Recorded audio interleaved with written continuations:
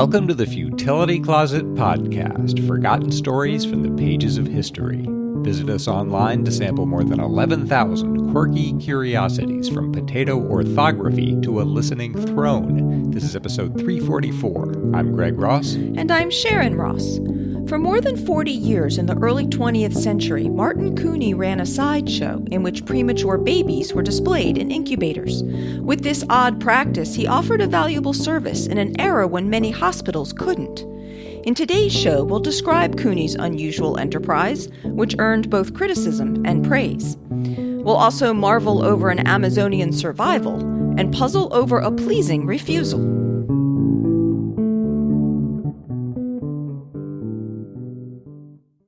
And just a quick programming note, we'll be off next week, so we'll be back with a new episode on June 7th.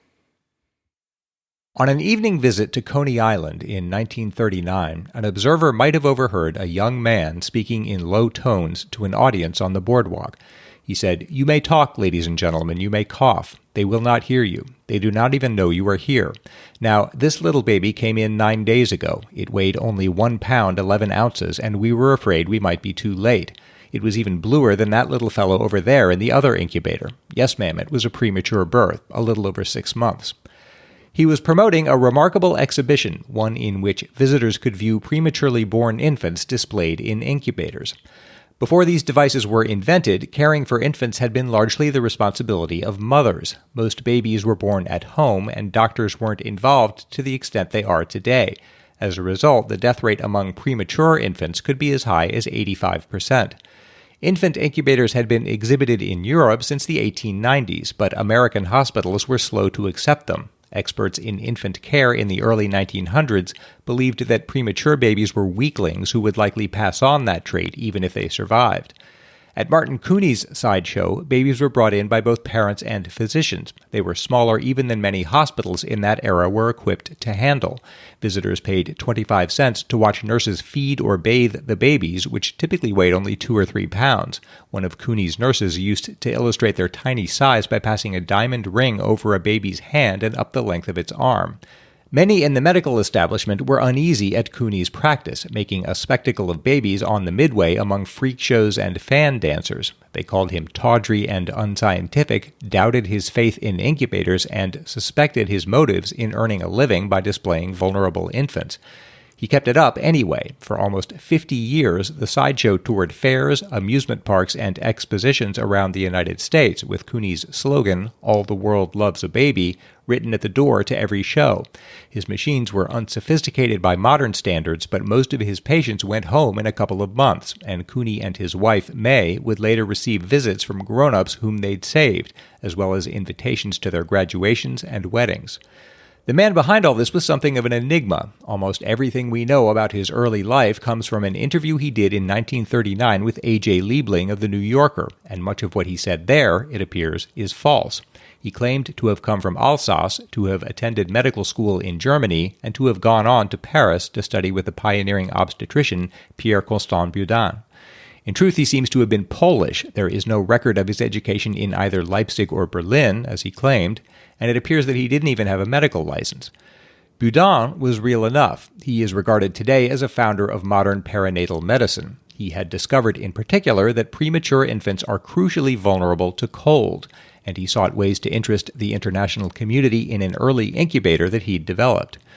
Cooney said Boudin had sent him to exhibit some of these incubators at the Berlin Exposition of 1896. He decided the exhibit would be more compelling if it included live premature infants, and he managed to borrow 6 from the maternity ward of Berlin's Charité Hospital, whose director felt this was a small risk since most of them were not likely to survive anyway.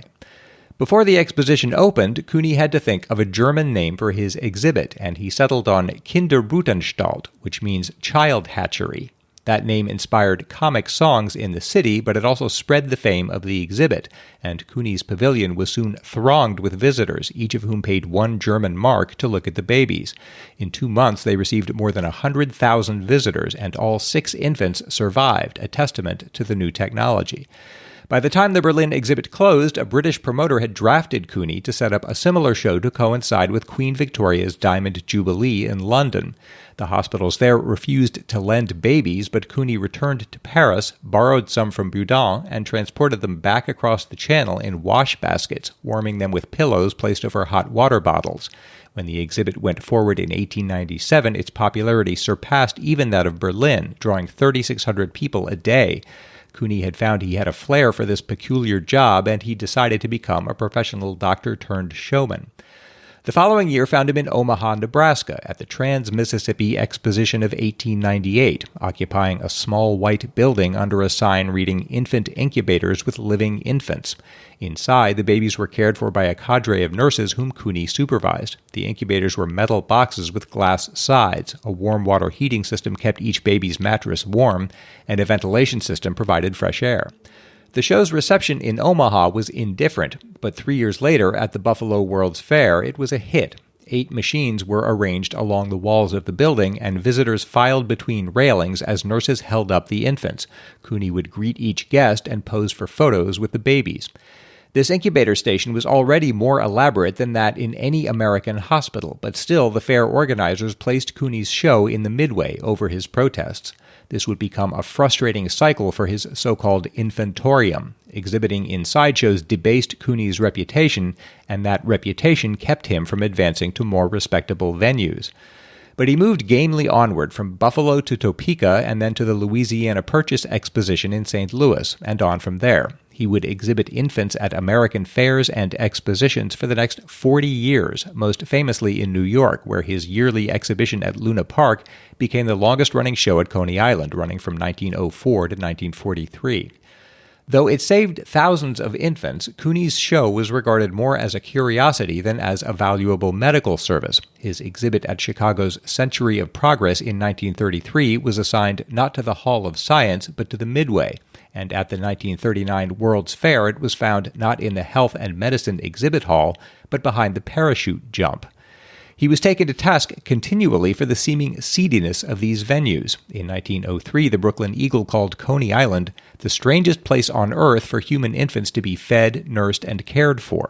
It said the idea of haranguing the passing throng in an effort to divert its shekels for a spectacle so serious, not to say sacred, strikes one as questionable, almost repellent.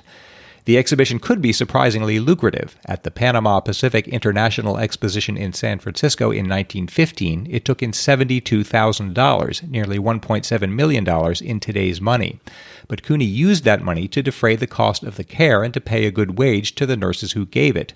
No parents were ever charged for the service. And his success rate underscored the value of his methods. In 1905, the Minneapolis Daily Times wrote, "It is a matter of statistical record that previous to the use of the incubator, only 15% of the prematurely born lived. By use of the incubator, 85% are saved."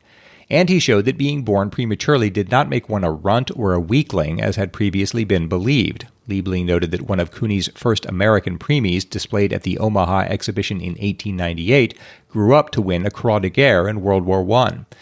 Despite the stigma, Cooney took his work seriously and grew irate at the suggestion that he was merely a showman. He told Liebling, "All my life I have been making propaganda for the proper care of preemies, who in other times were allowed to die."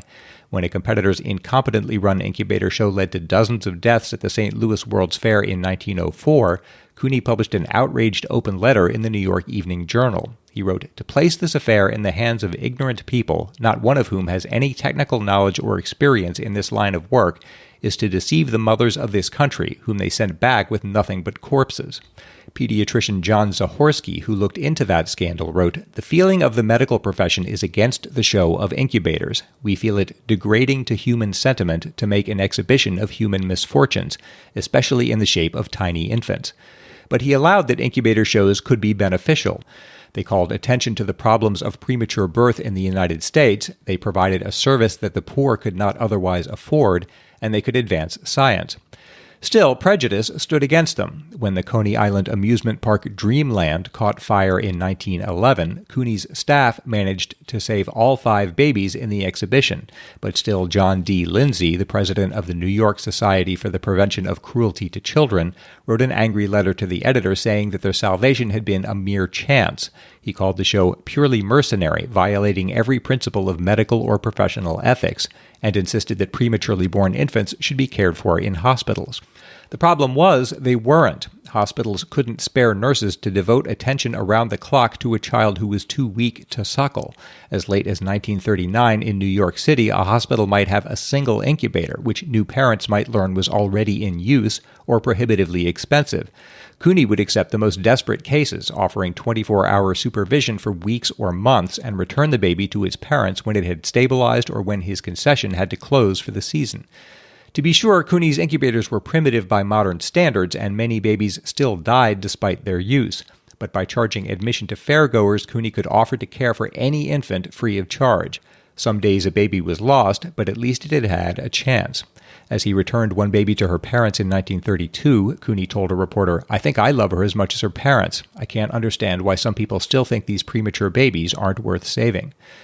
Incubators waned in popularity in the second decade of the century. After 1910, Cooney didn't set up a show at a World's Fair until 1933, working instead at amusement parks in Atlantic City, Denver, Chicago, and other cities.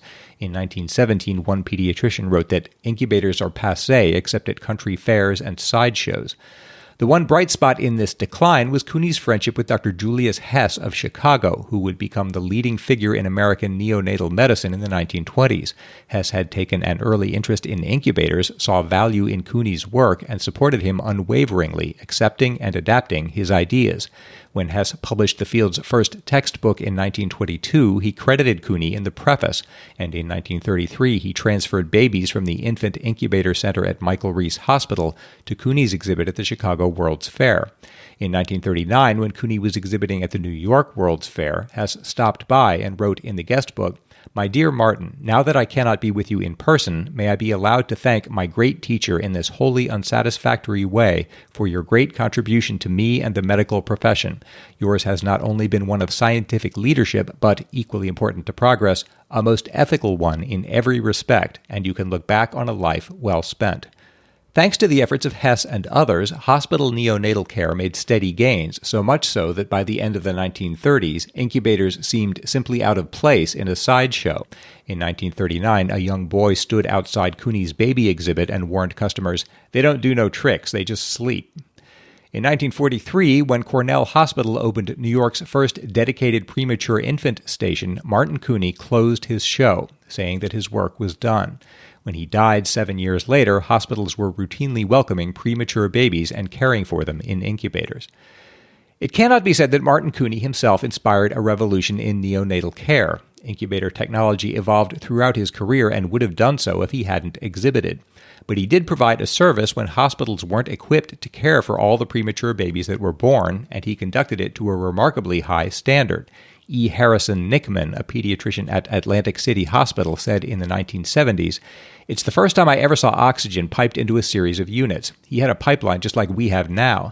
I've never seen a hospital as clean as that place. Not only was the nursery clean, the place where the people circulated was clean. Anybody that dropped anything, it was picked up right away. Absolutely immaculate." Of the 8,000 babies who passed through his incubators, Martin Cooney is credited with saving at least 6,500. Richard Chandler, head of neonatal services at Cohen Children's Medical Center of New York, said in 2015, "We think this is a spectacle. We could never do this today. But at the time, he was a leader, and I think we owe a lot of the very basic principles of neonatology to this gentleman."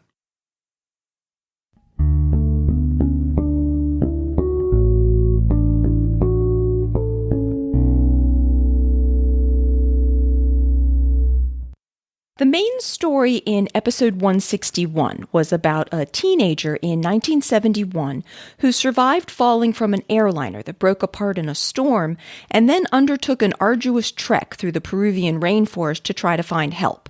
And two of our listeners recently sent a follow-up to that story. Ken Somolinos wrote, "Hi, Futilitarians. Saw this story in the New York Times and was reminded of episode 161, The Girl Who Fell from the Sky. Crazy anybody survives this kind of thing." And Pat Wedorn said, "Seems that having your plane crash in the jungle and walking out of it is still a thing people do these days."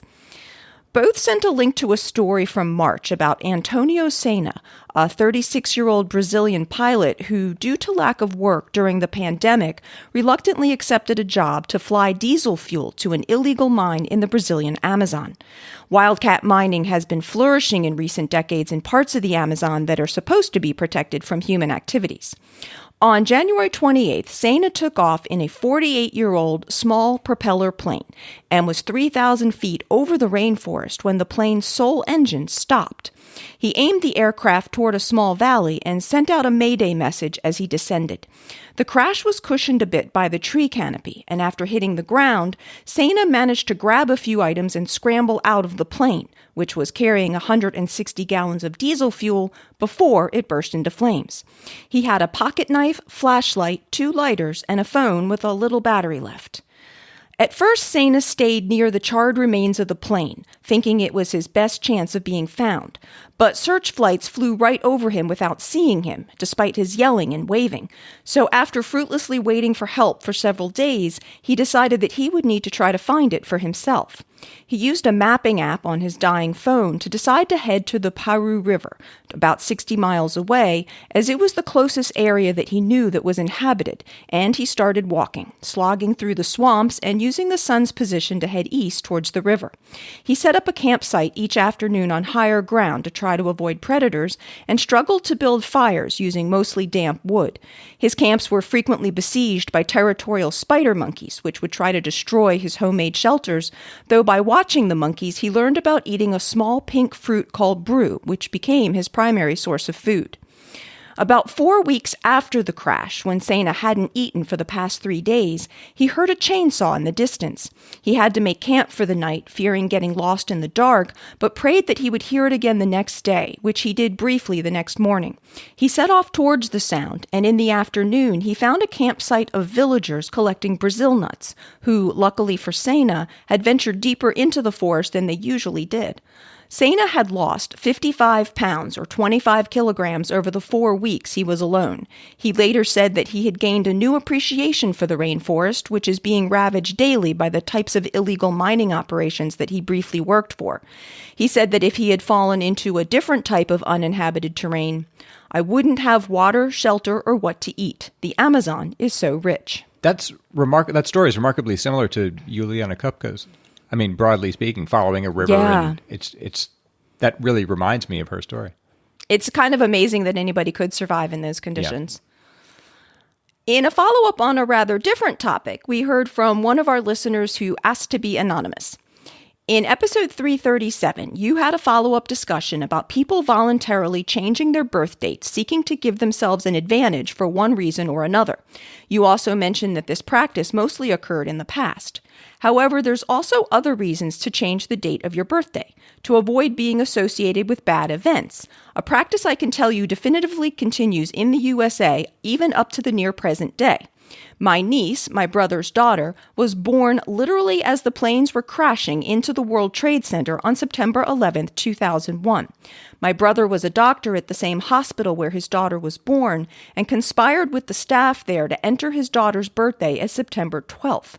I can also tell you for a fact that my niece was far from the only child born at the hospital that day whose legally filed birthday was changed to September 12th. Keep up the good work, as always. I hadn't thought about that, but that must be the case. That must affect thousands of people who were born on that day. Yeah, I had mentioned in episode 328 that due to parents choosing babies' birth dates to some extent with induced births and C-sections, that you do see a drop in the number of births on September 11th compared to the days after it. But I hadn't thought of parents just falsifying a child's birthday to try to avoid that date. That also because that day is remembered, the events of that day are remembered by the date. That's what they're called. Yeah, it's called September 11th. Yeah. On the topic of changing your birth date, Alex Fensom wrote, Hi, Sharon and Greg. Hope you guys are well. The latest episode's discussion about birthdays reminded me of a well-known issue in cricket, with players claiming to be younger than they actually are. There are a number of reasons why people do this and different measures that are used to combat it discussed in these articles. It is sadly particularly common on the Indian subcontinent. Sometimes that's because players are from places where records are not well kept, but sometimes it's deliberate, as discussed above. It can be treated as a bit of a joke around the world of cricket, but sometimes it does mean you have to treat age records with suspicion. There are some notable cricketers rumored to have falsified their age knowingly or unknowingly. The Pakistani player Shahid Afridi supposedly scored his first international 100 at 16, but has now admitted that he was at least 3 years older. The Afghanistan bowler Rashid Khan, officially 22 years old, has also been surrounded by rumors about his age. He burst onto the scene as a 17-year-old, but many people have suggested he's a lot older than that. I doubt anyone will ever know for sure. And Alex sent several very helpful links on this topic, including to an article in The Wire from May of last year titled, "Why Age Fraud in Indian Sports is So Prevalent," written by P.S.M. Chandran, a former director of the Sports Authority of India. Chandran states, "The problem happens with the blessings of parents, coaches, and school authorities and thrives because of the complacency of sports governing bodies." Chandran notes that altering athletes' birth dates so that they can qualify to participate in competitions restricted to particular age groups is seen in all sports in India, but that cricketers lead the pack in this regard. Falsification of documents is a criminal offense in India, and while there have been cases of players, parents, and even club owners being charged with a crime for this, often the sports governing bodies choose not to report these situations to the police and instead institute their own penalties. The Board of Control for Cricket in India, or BCCI, has been taking at least some steps to try to curb the problem. An article in ESPN Crick Info from August 2020 says that the board had suspended 236 players over the past 2 years for age fraud. The BCCI stated that age fraud has long been a menace in Indian cricket for the different age group levels, and at the time of the article, they were implementing an amnesty program where players could declare committing age fraud and avoid suspension by providing their actual dates of birth, but would face bans if they didn't volunteer this information and were found to be in violation. Although the use of official birth registration certificates has increased in India quite a bit in the last 2 decades, such documents and others, such as school records, may sometimes still not be available, especially for players from rural areas.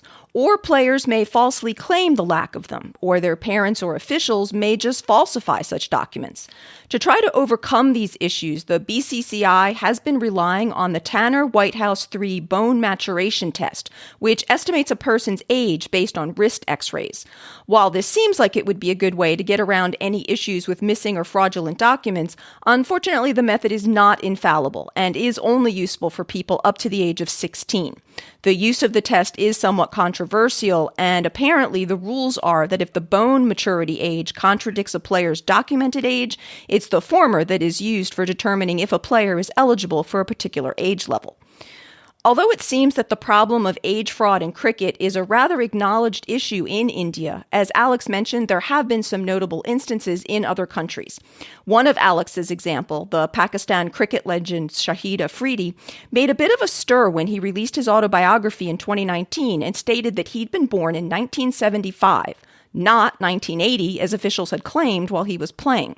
He had made a famous international debut in 1996, where he scored a record-breaking 37-ball century, made all the more impressive because he was supposedly only 16 years old at the time. Prior to that, Afridi had been playing for Pakistan's under-19 team, while he apparently wasn't actually under 19. ESPN Crick Info also reports that a contemporary of Afridi's, Yunus Khan, announced his retirement from international T20 cricket in 2009, saying that at 34 he was too old for this kind of cricket. By his official records, though, Khan should only have been 31 when he made that statement. I never thought about that somehow. If you're just presented with a human specimen, there's no way to tell reliably quite how old they are. Yeah. I mean, there must be, I know in forensics there must be some methods, but that's for dead people. I don't know how well it translates to living people. It's an interesting problem. Yeah. And to exactly pinpoint an age too. Like tree rings or something. It matters if they're 18 or 19 or 20. Yeah. In episode 335, I read an email from Sky Edwards, who wrote to say that Sky's friend Toby hid a meteorite necklace for their partner in the Australian desert and revealed the location determined by the geocoding system What Three Words through a series of puzzles. We recently received a Futility Closet coincidence follow-up on this from Sky. Dear Futilinauts, I had a surprise today, and as appreciators of coincidences, I thought you might enjoy this follow-up. Some months ago, I recommended Futility Closet to Toby, the mastermind behind our meteorite escapades. They finally decided to start listening by incredible happenstance at episode 335. I was delighted to be told today by Toby that my anecdote was featured, and stunned that Toby's first Futility Closet experience was hearing an episode that included their own puzzle. Toby sends their warmest and most enthusiastic greetings. Or to quote directly, they said, "Hi, nerds. I can safely say that Toby, the puzzler, and Liam, the puzzlee, are, as of today, futility fanatics." So, hi, nerds to Toby and Liam, and I think futility fanatics might be a new term for us, or maybe for our listeners. That is a big coincidence considering how big the archive is now. I know that they started on just that episode. Yeah. Thanks so much to everyone who writes to us. We always appreciate how much we learn from all of you. If you have anything that you'd like to add, please send that to podcast@futilitycloset.com. It's Greg's turn to try to solve a lateral thinking puzzle. I'm going to give him a strange sounding situation, and he's going to try to figure out what's going on, asking yes or no questions. This puzzle comes from Jack McLaughlin. Alex sends a letter to her favorite brewery asking for a free sample. The head brewer sends a letter back that says no. Alex is happy, as this is exactly what she wanted. Why? Does Alex work for the brewery? No. Okay. Asking for a free sample of beer? No. Oh. That sounds like a valuable piece of information. Okay. An ingredient that goes into the making of beer. Yes. That's what she's looking for? Yes. Is her occupation important? Yes. Okay. She doesn't work for the brewery. Does she work for the government or some regulatory? No. For a competing brewery? Yes. Wow. I'm doing really well. You're doing really well. Let's just acknowledge that before we go any further. A competing brewery. Okay. Is this, I'm trying to remember how beer is made. Is this so she can, her company, her brewery can use it in making its own beer? Yes. Is it, so did I ask you that it's an ingredient of beer? Yes. So would you call this a free sample? But she asked for the free sample, and they send a letter back telling her no, but she's happy because this is what she wanted. Okay. When she contacted them, they didn't know that she worked for a competitor. Is that fair to say? I don't know. But they may not have. They might not have. And she was happy that they denied that. Is that... No. It's always something you assume. They sent her back a letter saying, no, we deny your request for a free sample Correct. of whatever ingredient this is. Yes. And you're saying she was happy at that. You said she was happy. Yes. But now you're saying she wasn't happy at the receipt of that letter, at the knowledge that they were denying the... That's not what made her happy, that they were denying her. She was happy about the receipt of the letter. Which is different. Which is different. Is there something... Would this still have happened if they'd sent her an email or a smoke signal? No. Okay. So had they inadvertently included something in the letter that gave her what she needed? Yes. Is it this ingredient? Yes. So they said no, but accidentally granted the request? Yes. Do I need to know more than that? Well, I didn't know if you could figure out how... What the ingredient is? Or how that would happen with a letter. Jack sent a hint that said that his high school biology teacher told the class this story, if that helps you. Yeah, I'm trying to think. Is it the yeast? It's the yeast. Jack says, Alex is also a brewer and wants a sample of the yeast the brewery uses, not a sample of beer. Alex knows that anything sent from the brewery, like a paper, letter, or envelope, will be covered in spores of the yeast they use for fermentation. Alex can culture the yeast from the letter and use it in her own brewing. Yeasts are on everything, and you can make beer from many of them if cultured well. That's clever. And Jack sent a link to an article about a brewmaster who's actually creating a signature beer using the yeast found in his own beard. Because apparently yeast is everywhere. everywhere. So thanks so much to Jack for that completely non-fatal puzzle, because I'm pretty sure that even the yeast get to live. And if you have a puzzle you'd like to send to us, please send that to podcast@futilitycloset.com.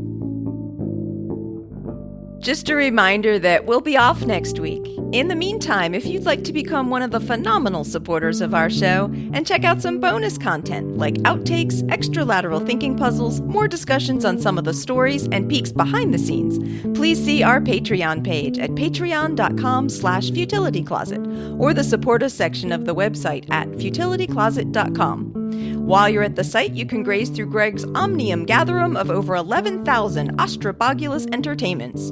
Browse the Futility Closet store, learn about the Futility Closet books, and see the show notes for the podcast with the links and references for the topics we've covered. If you have any comments or feedback for us, you can email us at podcast@futilitycloset.com. Our music was written and performed by Greg's eximious brother, Doug Ross. Thanks for listening, and we'll be back in 2 weeks.